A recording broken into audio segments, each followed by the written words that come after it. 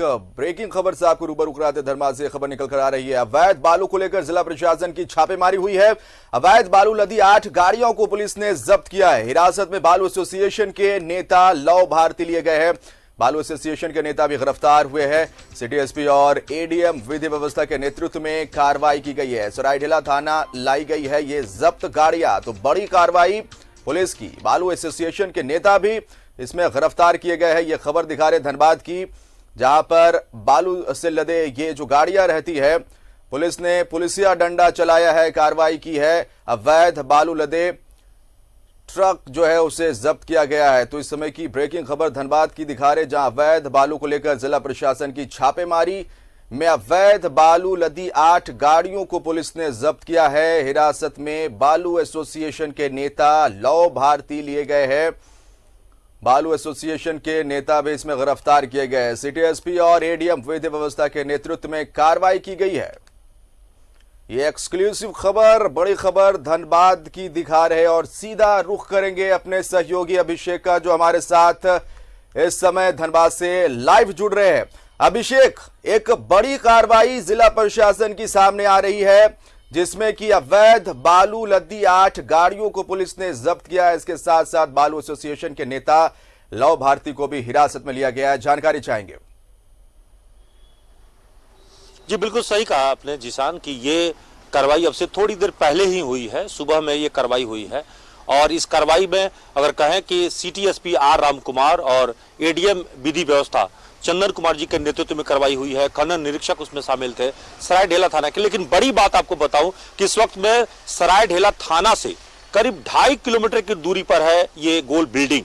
सरायढेला का ही क्षेत्र है और वहां पे ये गाड़ियां बजाबते वहां से परिचालन हो रही थी। अवैध तरीके से वहां पे ट्रांसपोर्टेशन हो रहा था।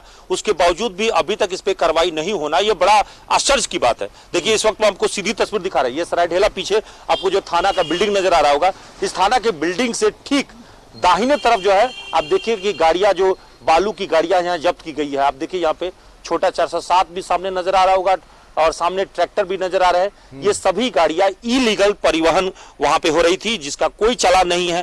क्योंकि आपको पता होगा कि एनजीटी के आदेश से इस वक्त में बालू का जो खनन है उस पे पहले से ही रोक लगी हुई थी। और साथ ही साथ आपको ये भी जानकारी होगा कि चालान के बगैर कोई भी कहीं पे अगर बालू पहले से स्टोर किए गए हैं तो उसके लिए भी कहीं एक जगह से दूसरी जगह ट्रांसपोर्टेशन के लिए चालान की आवश्यकता होती है, वो भी खनन विभाग देता है। लेकिन इनको कोई चालान, ये अवैध तरीके से चल रहे थे। और यहाँ पे बजाबते जिस जगह पे ये चल रहा था वो बिल्कुल मेन रोड का इलाका है। वो अगर कहें कि सरायढेला जब आप धनबाद में प्रवेश करते हैं तो वो हीरक रोड और धनबाद का मुख्य सड़क के बीच का वो बिंदु है जहां से ये प्रवेश मार्ग है। और वहां पे ये सारा चीजें चल रही थी और सबके आंखों के सामने हो रही थी। लेकिन आज जो है बड़ी अधिकारियों की नजर जब उस पर पड़ी है तो खुद एडीएम लॉ एंड ऑर्डर और धनबाद के सिटी एसपी इस मामले की कार्रवाई किए हैं और वहां पे गाड़ियां 8 गाड़ियां जब्त की गई है। बड़ी बात आपको बताऊं, बड़ी खबर इस मामले में कि बालू ट्रक ऑनर्स एसोसिएशन के जो अध्यक्ष है लव भारती, वो गिरफ्तार किए गए। क्योंकि मौके से वो वहां पे वो कार में मौजूद थे और वहां इलीगल जो ट्रांसपोर्टेशन हो रही थी उसमें वो संलिप्तता उनकी पाई गई। मौके पे वहां और एक व्यक्ति और जो है, 2 व्यक्ति की गिरफ्तारी हुई है। दोनों से इस वक्त पूछताछ जो है चल रही है। हालांकि खनन निरीक्षक के बयान पर पूरे मामले पर प्राथमिकी दर्ज करने की तैयारी की जा रही है। तो धनबाद में ये कार्रवाई हालांकि पहले भी हुई है, ऐसा नहीं कि जिला प्रशासन ने पहली बार कार्रवाई किया है। लेकिन ये भी सही है कि जितनी छापेमारी हो रही है, चाहे मौदा में हुई हो, सरायढेला में, चाहे इसके पहले निरसा थाना क्षेत्र में हुई हो, टुंडी थाना क्षेत्र में, पूर्वी में टुंडी में हुई हो, लेकिन उसके बावजूद भी ये अवैध तरीके से बालुओं की जो उठाव है या ट्रांसपोर्टेशन है वो उतना ही फल फूल रहा है। अवैध धंधेबाज अभी भी संलिप्त है और लाखों रुपए की इसमें जो है ये अनियमितता का मामला जो है सामने आते रहे हैं। तो ये गोरख धंधा चल रही थी और आप देखना है कि प्रशासनिक कार्रवाई से चूंकि अब जो बालू माफिया उनमें हड़कंप बिल्कुल मचेगी, क्योंकि बढ़िया स्तर पर जो कार्रवाई हुई है और धनबाद जिला प्रशासन के आला अधिकारियों ने कार्रवाई किया है, तो निश्चित रूप से इसमें लगाम लगाने की हम उम्मीद बढ़ गई। हालांकि खनन विभाग ने कई जगहों पे छापेमारी खुद से किया था, ऐसा नहीं कि उन्होंने कार्रवाई नहीं किया है सूचना मिलने पर। लेकिन अभी भी चाहे वो जमुनिया नदी हो, दामोदर नदी हो, जहां कहीं भी बालू का आप देखेंगे तो सिंडिकेट, ये बालू के अवैध जो खेल है वो चल ही रही है।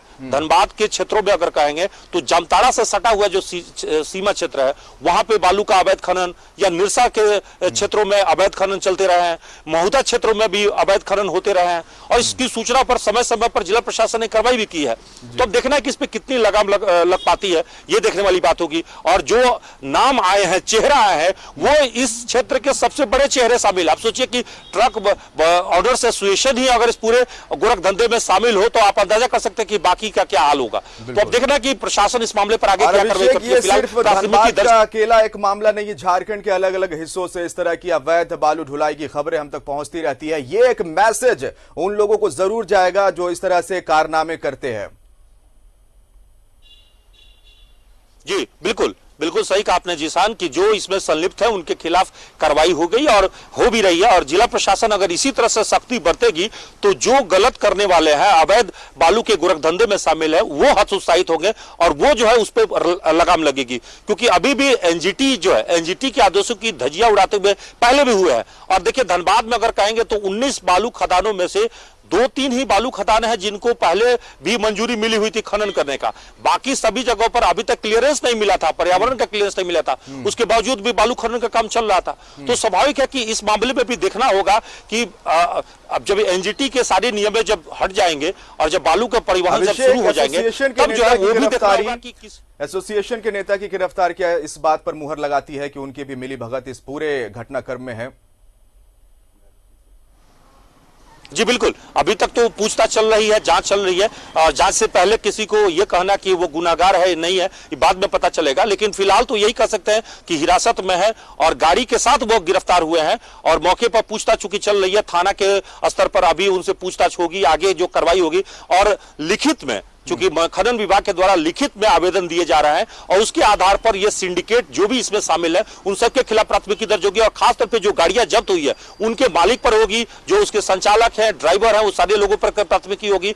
और यह बड़ी बात होगी कि इस मामले में जो ट्रक ऑनर एसोसिएशन, जो बालू ट्रक ऑनर एसोसिएशन के नेता है लव कुमार, जो अध्यक्ष भी है, उन पे भी कार्रवाई जो है अब होनी तय है, क्योंकि वो भी मौके से गिरफ्तार किए गए।